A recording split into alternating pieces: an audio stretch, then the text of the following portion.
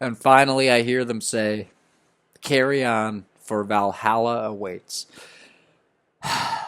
Now, you may be able to tell that I've just been listening to Blind Guardian based on that lyric, but also based on what I just, based on me having evidence of weeping. I have a comment actually under Valkyrie's saying, or somewhere under it saying, "I'm bawling listening to this. Thank you guys." So this is going to be an episode, and I'm probably going to start doing a breathing session pretty soon. Maybe I'll do it in the episode. That'll be interesting. But this episode is about songs. You know, I'm an album guy and like an artist guy, so like I'll listen to a whole album. But often, sometimes I'll have like one album from an artist and I'll love it, like Heartwork by Carcass, newer one for me, or a newer album but older one for me, Black Mass for a Mass Grave rather by Inquisition, which is just the most hilariously dark title you've ever heard, Black Mass for a Mass Grave, but it's an amazing black metal album. It's actually like kind of, I'd say it's like a child's lullaby of a black metal album, which is bizarre, but listen to it. It's actually like, it may sound scary, but it's quite the opposite. It actually sounds like Goodnight Moon music, similar enough to the maybe both newer albums by Dream Theater that I have, but certainly Distance Over Time sounds a lot like Goodnight Moon, the metal version, but yeah, so but yeah, songs basically songs. I'm an album guy. I'm a band guy. Like I basically, if I like the band, then I'm looking for the album. Like I'd feel weird just buying a song to the point where like bands that I love, like System of a Down and Amon Amarth at this point. Hopefully, Amon makes this song into an album or something with it, but.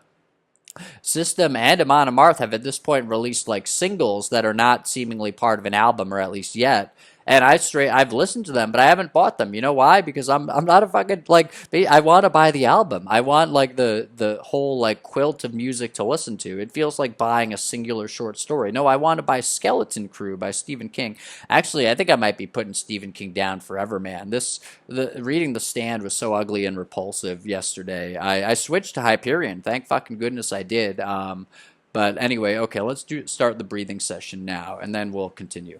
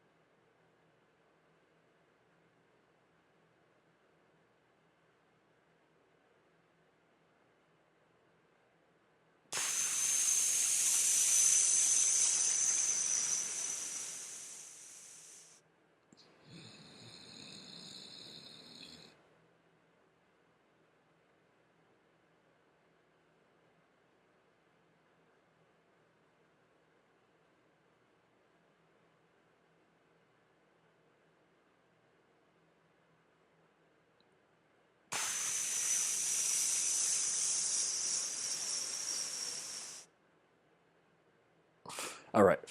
So that's the breathing session. Actually, it's kind of perfect because I've been sort of doing a butterfly thing with my practices, at least on days off. And I started that at 12:58, and now it's 12:02. And when I had finished five, I looked and it was 12. I don't know when exactly it turned 12, but I think I basically wrapped it around the middle of the day, which is amazing. Um, so yeah, that was good. But yeah, so not always do I cry while I'm listening to Blind Guardian, but often when I'm listening to Valkyries, I do. And often, actually, I think when I'm listening to a decent amount of Blind Guardian. Miracle Machine, which I'm going to be talking about. But here's the thing with Blind Guardian, Hansi sounds like an alive person. In fact, let me see what song Blind Guardian has that says I'm alive, because Hansi sounds like he's actually an alive person. He's a living person. He's a live person. And I love there's just not to get too much into things, but I think this is really important actually, and it's kind of beautiful. But there's somebody in my recent experiences whom I've been like somewhat interested in, but I think like whether or not there's any like anything that would come of that, like I just it's just it's good enough. And actually this goes along with the Lester Levinson thing where he says he realized that he had been loving people rather than being loved in the times where he was most happy. It was when he was loving people, when he was loving others, and he had been most happy at those times then.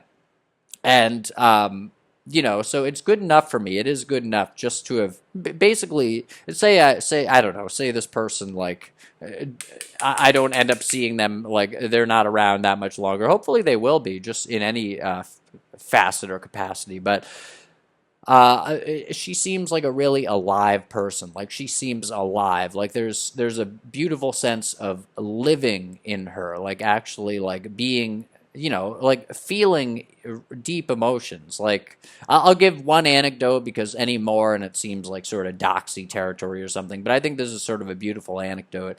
The first, like the essentially, I think like I'd seen her, but like and like she's an attractive person, but like I had seen her and it's like okay, like yeah, like I don't know. If you're a guy, you see attractive people all day, like, or at least like throughout a given day, you might see like, 7, 8, 10 different attractive women or more.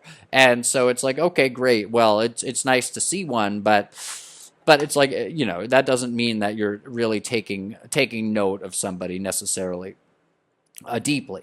But I was like standing and like picking something up or doing something, and then like this girl, she like I hear like a crashing sound from next to me or something, and like apparently she had fucking like kicked this fucking bucket, like she like kind of yelled or something, and like but she was kind of smiling at it, and like I looked over and I laughed, and like it was at that point that I knew like I really like this person, like just even if it's not anything like serious or something. It's like I have really deep affection for this person, whatever the case may be.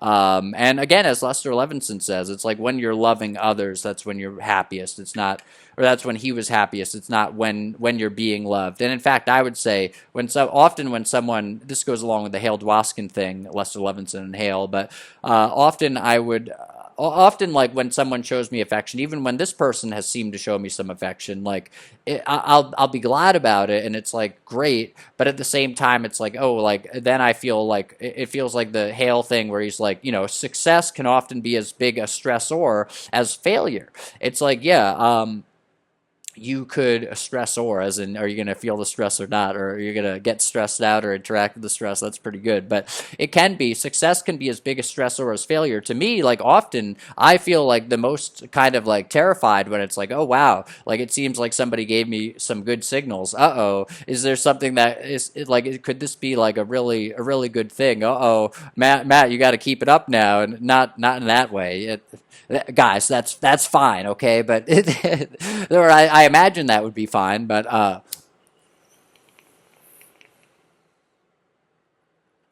by the way, if you've had any trouble with that, I've had like there were like a couple times where it was like oh actually one of them was very very sort of traumatic because the girl I haven't been, I'm glad to say that I haven't been with that many people, but the girl that I was with, she actually said at one point like this is boring, and I was like, oh, but like that was ooh, that was like maybe the most painful thing anyone's ever said to me. That just kills you. But no, generally generally I would say actually if you have a difficulty with like, basically like you're so in your head and you're so nervous that like here literally a woman is in front of you and like, well, first of all, actually if you're not in a committed relationship, then you shouldn't be doing that anyway. But and I truly mean that, and I have actual reasons for that, and they are logical, so you can follow them or not.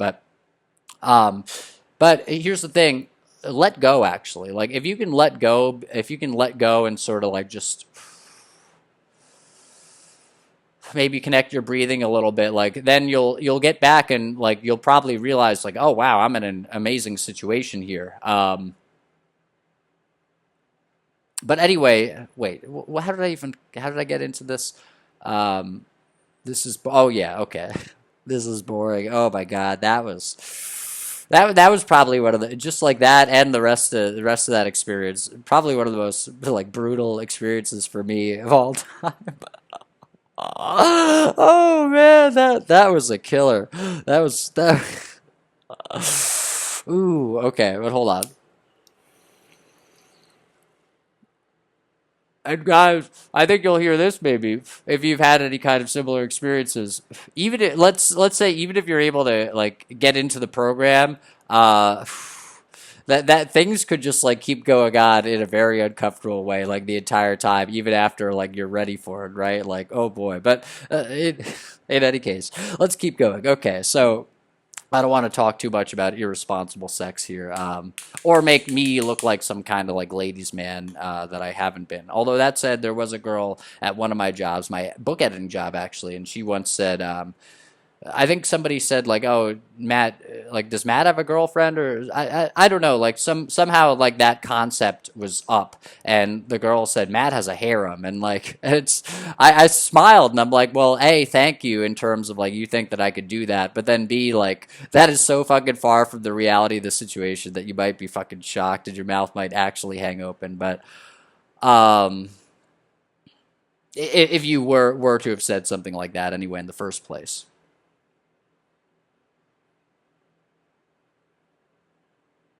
Let's call this the mouth hang open period, as in mouth space hang space open period. Anyway, to go on, um, but wait, how did I get into? Oh, yeah, okay. So, wait, get it, get it up. Wait, I said that in a different context though, didn't I? Oh, fuck. Whatever.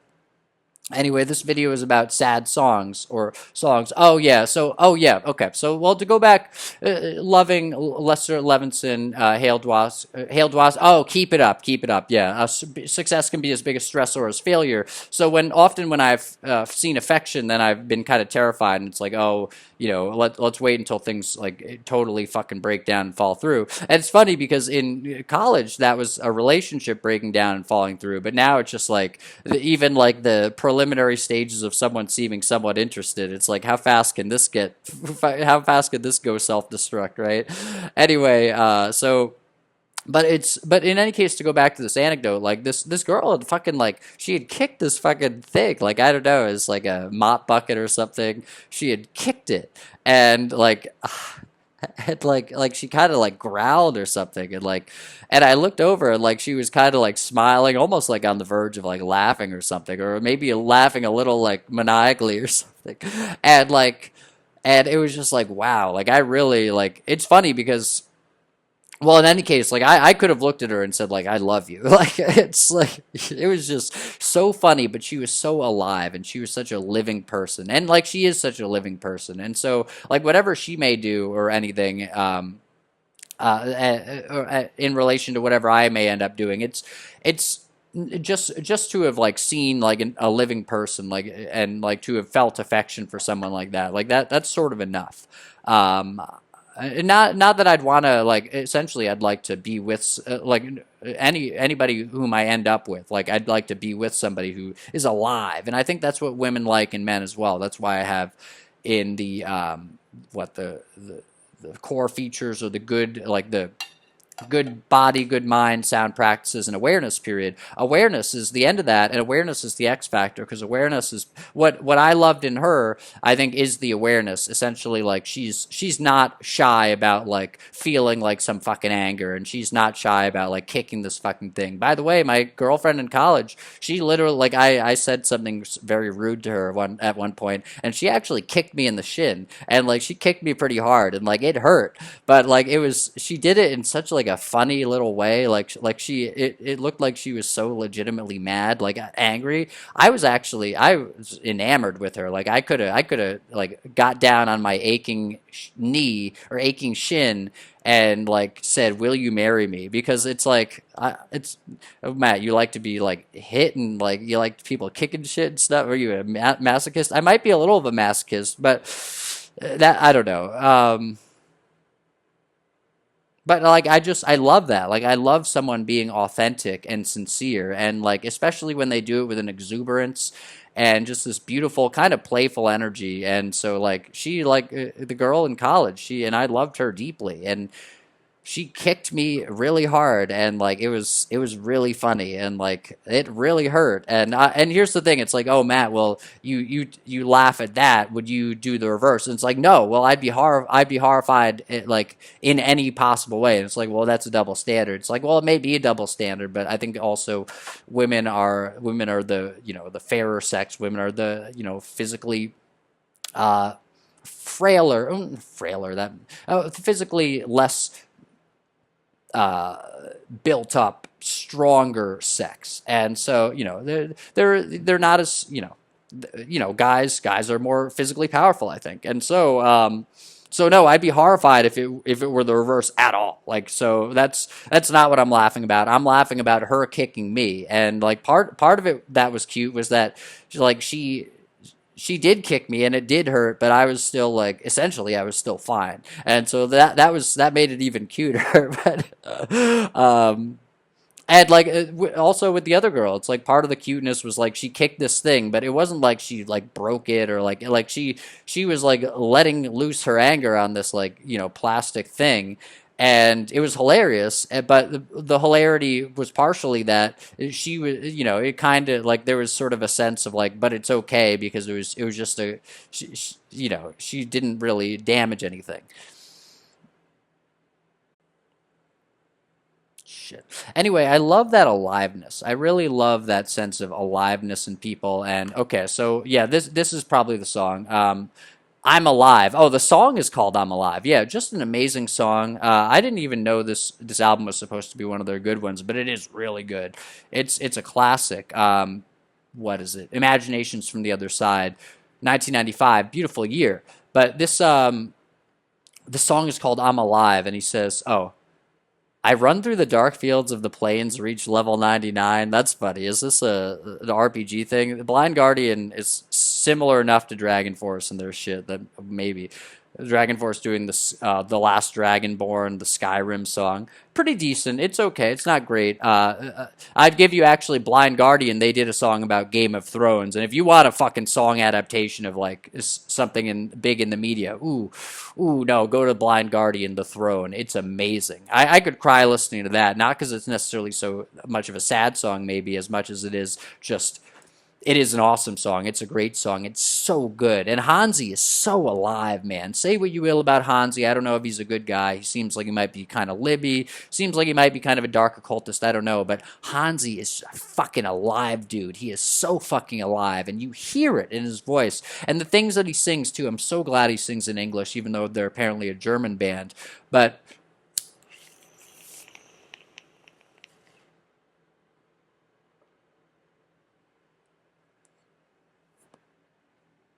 unlike a lot of metal, I mean, a lot of metal, the lyrics do go along with things, but like the lyrics, I think just really make Blind Guardian songs special and great. And so, Blind Guardian, I'm Alive. Here we go. What? Yeah, I'm alive, my friend. I can feel the shadows everywhere. I'm alive. I left the shadows far behind me. Another one is waiting in the dark. Oh, beautiful. Just a beautiful song, But okay, so let's see. So Valkyries, you could cry listening to that, and I'd say just listen to some of these songs because you can fucking cry. And I think, as Tony Robbins says, if like you laugh, you cry, and like I'm not sure what else, like maybe like get mad or whatever in like one day, like that's a full day. So Valkyries by Blind Guardian, then A Voice in the Dark. Yeah, oh, A Voice in the Dark. Yeah, yep.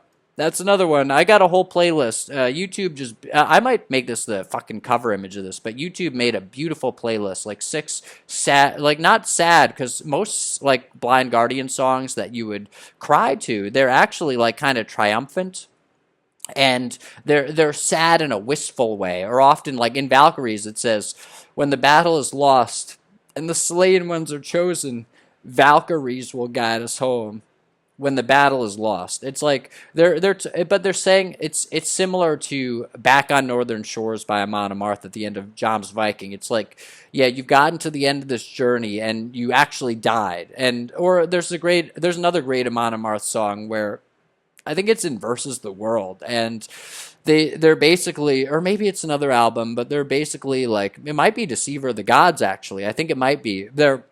They're in this like Viking battle or something, and they're going to their deaths. But they're essentially, he's singing just like he would any other time. It's like, in fact, let me look that song up, man, to take a little interlude section here. But Deceiver of the Gods lyrics, let's look.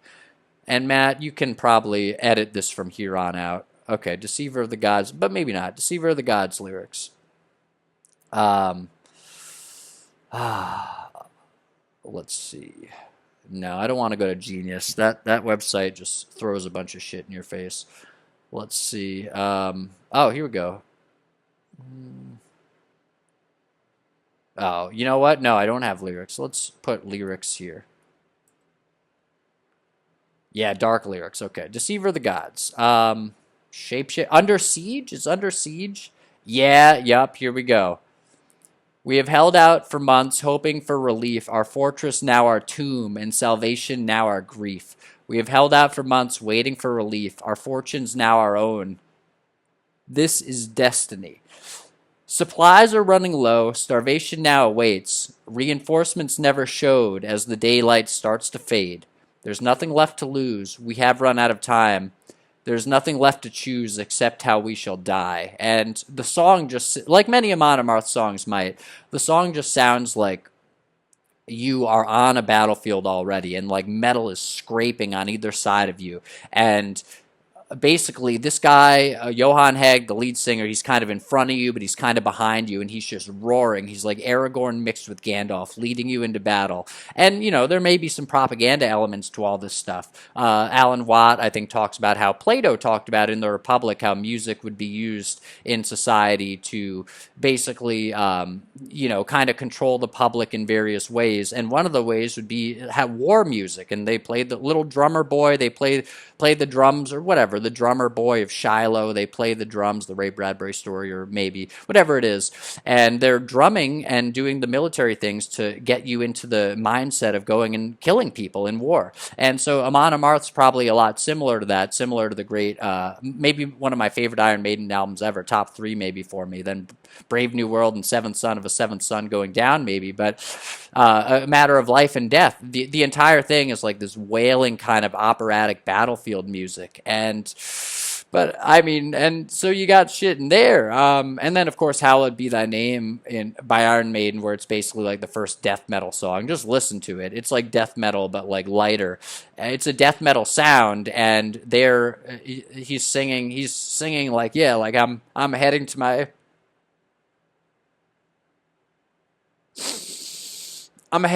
execution.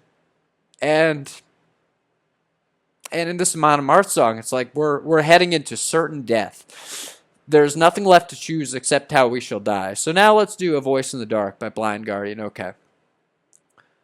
A sense of denial, come witness my trial. The crow has turned into a liar. I live, I may die, I've failed though I've tried, but finally I fly. Okay, and then let's go to the chorus because often it sounds kind of superficial, but often the chorus is where Hansi, or like the chorus of the bridge is where Hansi just fucking hammers you with the emotion. Similar to maybe Elliott Smith sometimes, for example, the great song um,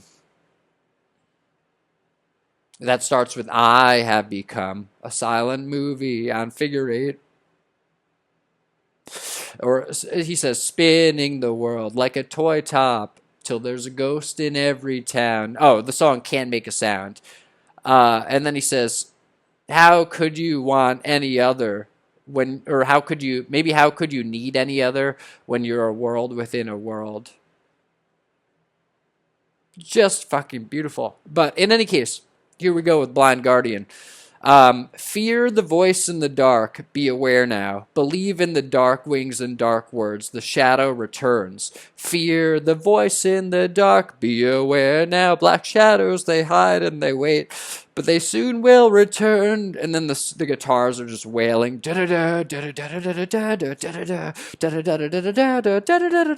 mean, it is like a fucking, it's basically like listening to Trans-Siberian Orchestra do the Christmas music or doing the Christmas music out during the Christmas times on the radio. But it's like the song is so powerful it just makes you weep. And like Hansi is just this fucking, he is a Valkyrie. He's basically, to me, Hansi Kirsch is like a saint. And it may sound so fucking funny, but it's like this man has made some beautiful music. And, anytime the world is just so evil or dark or disgusting all around you and disturbed and nobody's alive and everyone's just so clammed up and clamped shut and they're all so evil and they're pulling you down and they're saying nasty things and you going around them, you feel like your skin's crawling. It might be all of that going on, but then if you can sort of get out on your own and be listening to some Blind Guardian, it's like, no, there is still beauty in this world. If only listening to it on a CD from a German power metal band that's actually kind of a thrashier one. But, okay, let's do the next song here. Twilight of the Gods. Let's look up the lyrics on that, and I'll see if this one matches with the others. Twilight of the Gods, Blind Guardian. Let's see if they just bring the lyrics up here. Okay, great. The damage is done, the king is gone. There's a war wherever I roam. Gods will come and gods will go. The spinning wheel keeps turning. Now get up, lay down your ancient faith. We're the chosen ones. Come feel the change. Away, let me show a new way. When you dare to walk with me, bow down and surrender. And like this actually seems to be going into sort of heathenistic territory. Now, on the other side, they have a whole album, A Night at the Opera, which basically they have a whole album that seems like it's about the Jesus story. Songs like Precious Jerusalem. It seems like the entire thing is about Jesus, which is amazing. And I think it's album 8 or album? I think it might be album 7 in their discography. Check out the first of what were maybe going to be more videos. I have the audio still recorded. Maybe I'll just fucking throw out the audio and say, you know what, this is it. I'm not putting the work in on the rest of the visual components. Hold on here. But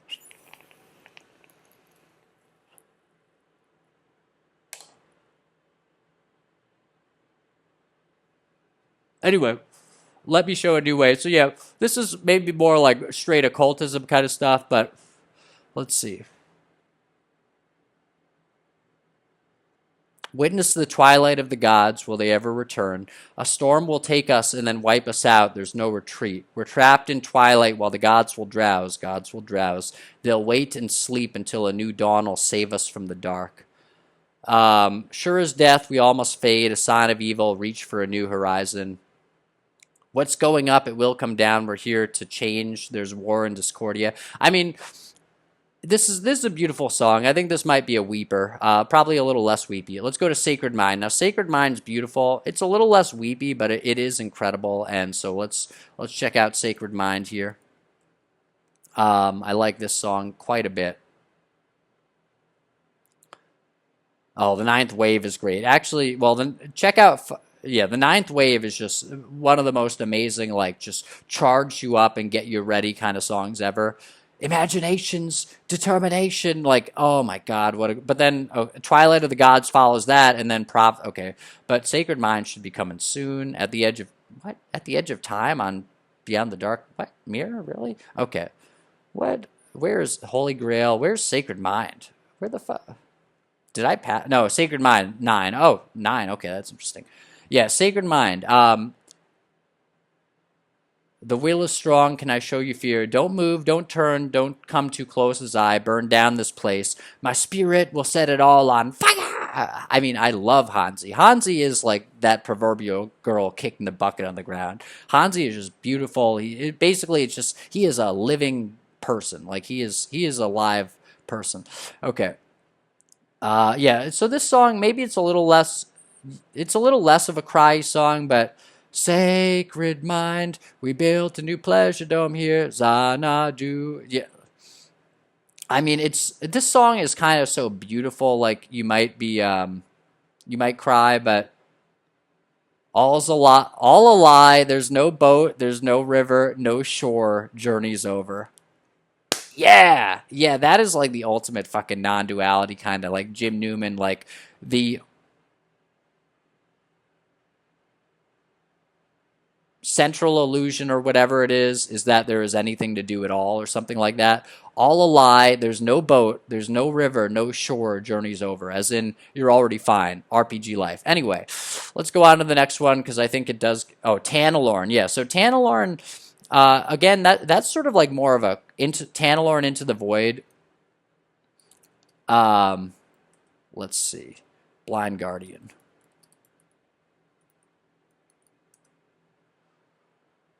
Let's see. Tanalorn into the void.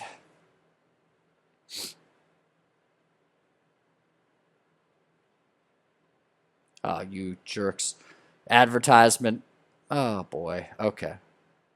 What, my reward? They say reward in 5 seconds. The reward is reading the lyrics. Fine, okay, you guys are making your money. Thank you for putting the lyrics on a website. It's still less obnoxious than Genius. Although I remember a time, I think when songmeanings.com or maybe it was songmeanings.net, whatever, at that point, whatever it was. I remember a time when there was a song meanings site that didn't have shit like that. But hold on, it was. Hold on.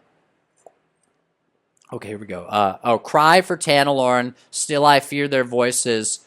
Cry for Tanalorn, still I fear their voices. Cry for Tanalorn, no more fear, no voices. Cry for Tanalorn, into the void this journey ends. Cry for Tanalorn, the dawn comes crashing down into the void. Yeah, that I got some of the cadences like probably fucked up there, but that last part, the dawn comes crashing down into the void, just a beautiful song.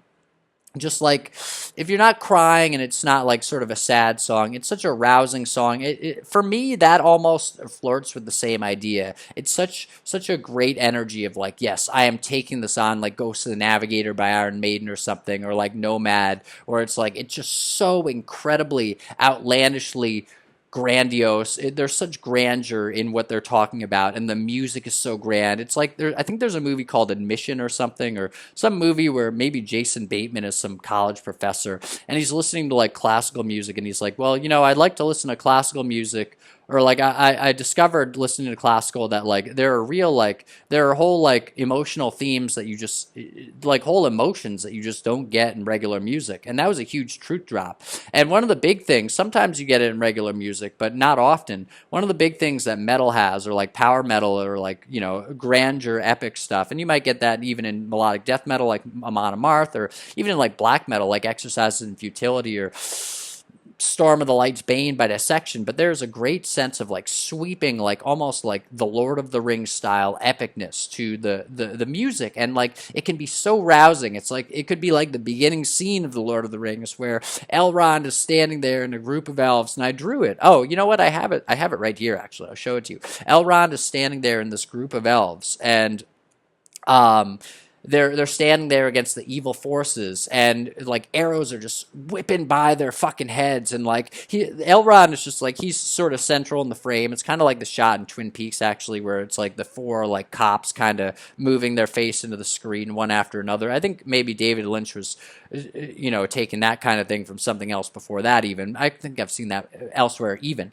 But in any case, Elrond is standing there, and this arrow goes like whipping by him, and he has this kind of like grim expression of like determination, and it's like he stands there like basically kind of almost absolutely still, or like he's kind of swaying in the wind like bamboo, but like he's not moving, but he's allowing himself to sort of sway like a flexible strong, and this arrow goes whizzing by him, and you see his hair fucking flip in the wind, and he just does not move. And like that is letting go to me. Like that's let go of everything. Like look at this fucking shit. I made it look a little like more violence and epic here, but like look at this fucking shit, man. Like this, the arrow going by the head, let go of everything. LGOE period underlined. That is it, and the underlined, or rather, and the underlined period. But okay, so period.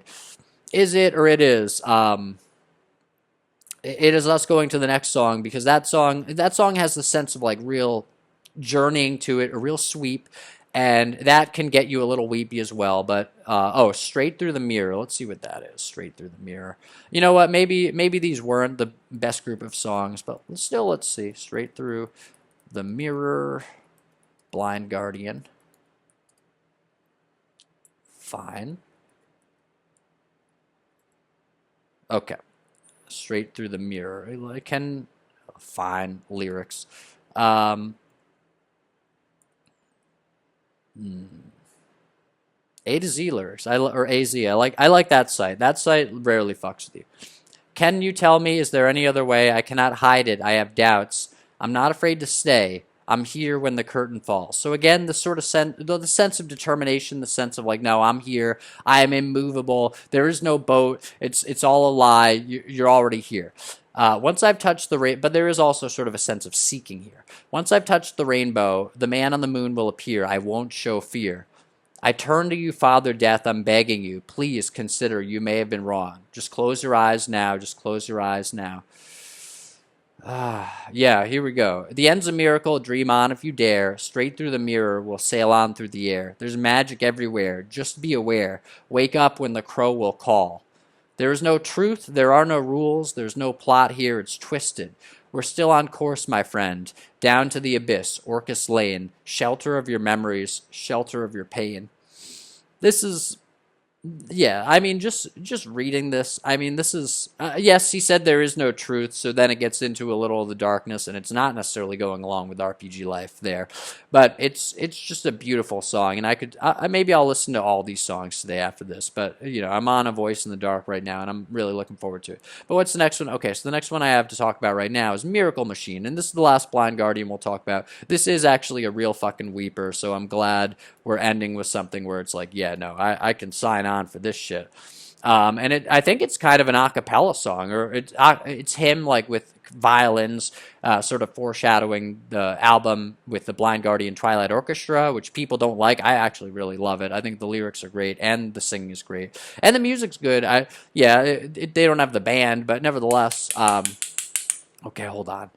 Let's see. Yeah, Miracle Machine though. This lyric or this bridge.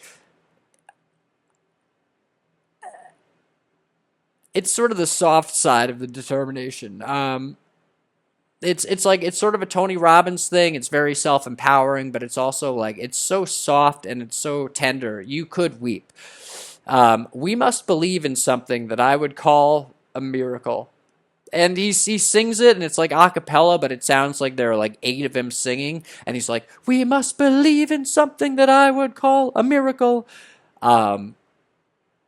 And it basically sounds like all the angels around you, like, scattered images, several shots of the same angel just singing to you like, no, Matt, get the fuck up. Like, it's Eminem Until I Collapse. And I do like a lot of Eminem stuff, nevertheless. Another good song by Eminem, Believe. It'll make you maybe weep. I mean, but, Eminem Till I Collapse. But it's like, basically, Matt, get the fuck up.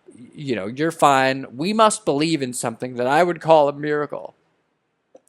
And if your life is going to be good, you've got to believe that it's going to be good. Well, not necessarily, I would say, because believing is kind of just like holding on to an idea maybe or a concept. But essentially like, are you gonna fucking stand up? Are you gonna get back on your feet? Like Joni Mitchell says in a song that I think we're gonna be talking about very quickly here, very soon. When are you gonna get back up on your feet? When are you going to get back on your feet? Like Adyashanti said, his teacher said the definition of enlightenment was standing on your own 2 feet. I think in the video I recommended in another video I was recording this morning, seeing things as they are, I think he said the definition of enlightenment, or he said like, I think he might have said like seeing things as they are, like is kind of what enlightenment is, like seeing things as they are. But essentially get up, if you see things on as they are, it's sort of like standing on your own 2 feet, because it's like, okay, here are things and you're here. What are you going to do about it? What are you going to do? So we must believe in something that I would call a miracle. The Grail will break the final seal. We must believe in something, a miracle machine. We just hide it secretly. Yeah, so turn off the light, let reason grow. That's interesting. They will set it on fire. They come to fool us all. They are slaves to the fire, you know. Their fire must grow. They have to feed it. We must believe in something that I would call a miracle. So not them, no, we, because they're the people who are burning shit down. They're the people who just have hatred in their hearts, and they say we hate hate, and hate has no home here, but they are just like, they are consumed by hateful energy. And they are slaves to the fire, you know. Their fire must grow. They have to feed it. And they're more than happily fed by the people who are more than happily ready to do it to them on the TV with all their hate and all their hateful fear.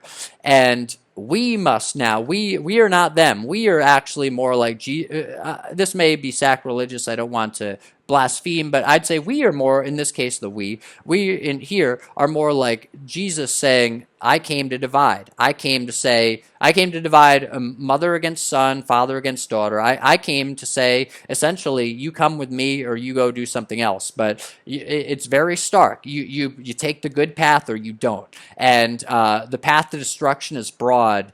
And many, like, the path to destruction is broad. The path to salvation is narrow and few find it. You come with me or you fucking stay here with all the evil people.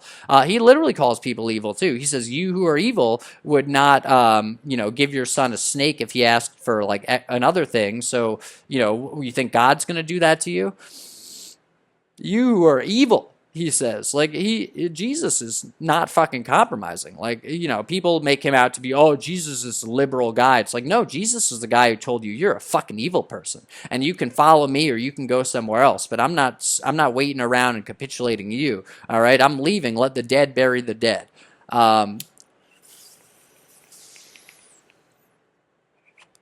Because you have to be a live person. You have to be a living person. Anyway, here we go. The Grail will break the final seal. We must believe in something, a miracle machine. We just hide it secretly, for they are coming. Give us guidance. Just a beautiful song. Yeah, it was written by Hansi Kirsch and Michael Schuren. I don't know who Michael Schuren is. But yeah, okay, because Hansi Kirsch, he is a living man. He is a beautiful, live man. And perhaps the real dichotomy is the living versus the dead. It's kind of funny because Mark Passio talks about how the dark occultists call people the dead, and he seems to sort of sneer or kind of not like that they do that. But check out the cover to Anthrax, Among the Living, and it's a funny name. It's sort of an ironic name because it's one living, bright, beautiful, shining, smiling man in a sea of like these kind of like Road to Perdition style guys all looking down and wearing their same fucking hat and dark coat and like looking in misery. But they are among the living because all it takes is one man, like Mooji would say, maybe one seed of consciousness or awakening in a world that is sleeping, and like that, and suddenly, no, it is not you who are among the dead. They are among you. They are among the living. Okay, now let's go on to the next thing. So to keep living, Elliott Smith. Elliott Smith just has so many beautiful sad songs. Let me maybe name a few. First, High Times. High Times is one of my favorite. It's basically like Rabbit Run by Eminem or like watching 8 Mile, but Elliott Smith does it. It's amazing. Yes, Elliott Smith is not a rapper, but this song kind of comes off as more of like a Joni Mitchell style, like just folk song that keeps going like blank verse like Robert Frost does. No, it is it's basically a song that it is like, okay, well, I'm going to like, basically start pedaling my bike. And now like the bike's actually now like I'm here and I'm balancing and we're doing this amazing miracle balancing act where I'm riding my bike and it's not falling to either side and I'm riding faster and faster. And that's a song. And when he finally sings like the would-be chorus, high times, it sounds like he can barely fucking speak and like he's singing through like the croaking in his voice. And it's just, there's so much pain in the world. And it's just, oh my God! And then you go to "Can't Make a Sound" towards the or at the end, maybe a figure eight, and he says, in fact, let me look up the lyrics to that because that song is just a heartbreaker.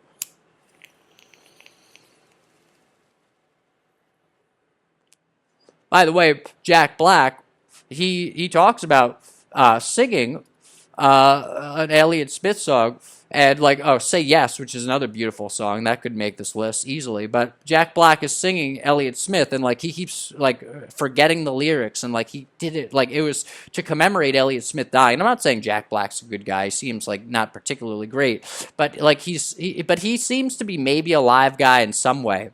And he's up there on a stage and he's singing like this Elliott Smith song and he keeps fucking it up and he keeps fucking up and he keeps messing up, but he keeps trying and eventually he fucking nails it. And it's just, okay, Can't Make a Sound by Elliott Smith. So like real motherfuckers be listening to Elliott Smith, right? Right? Real motherfuckers, whatever. And whatever. Okay. I Have Become a Silent Movie. The hero killed the clown. Can't make a sound. Can't make a sound. Can't make a sound. Oh my God. Nobody knows what he's doing.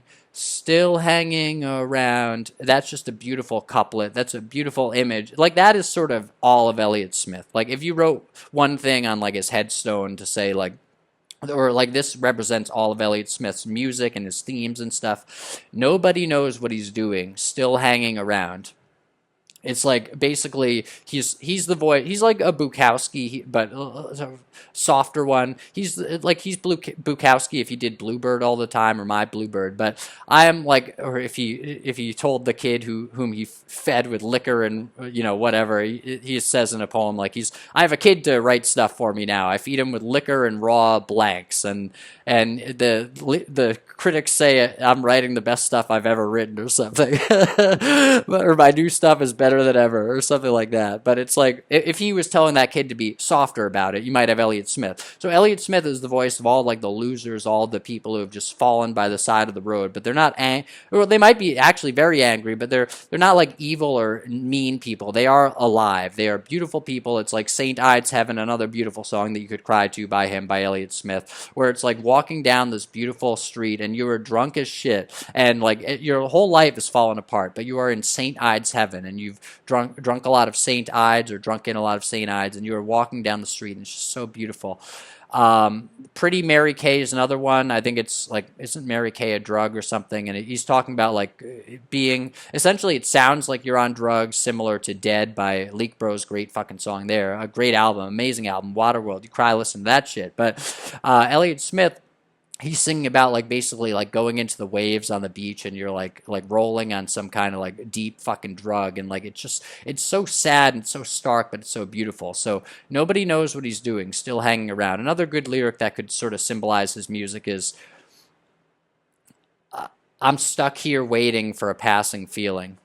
Just beautiful. Or I'm sitting here waiting for a passing feeling. Think about that one the next time you're looking for a cigarette or something. I'll give you a Tim Rogers. Think about that one, but think about that one when you're looking for like, oh, I can't wait to get to the end of the day. Then I can go play video games or hopefully Synthetic Man will be streaming. And then tonight, like after midnight, it'll be my day off. So maybe I'll drink and I'll watch Synthetic Man streaming. And it's like, yeah, but I'm sitting here, stuck here waiting for a passing feeling. It's like, oh my God, beautiful. Oh, I feel pretty now. I felt so ugly before, but that one is on his posthumous album, From a Basement on a Hill. But I mean, anyway, the slow motion moves me. The monologue means nothing to me. Do, do, do, do, do. I mean, just beautiful.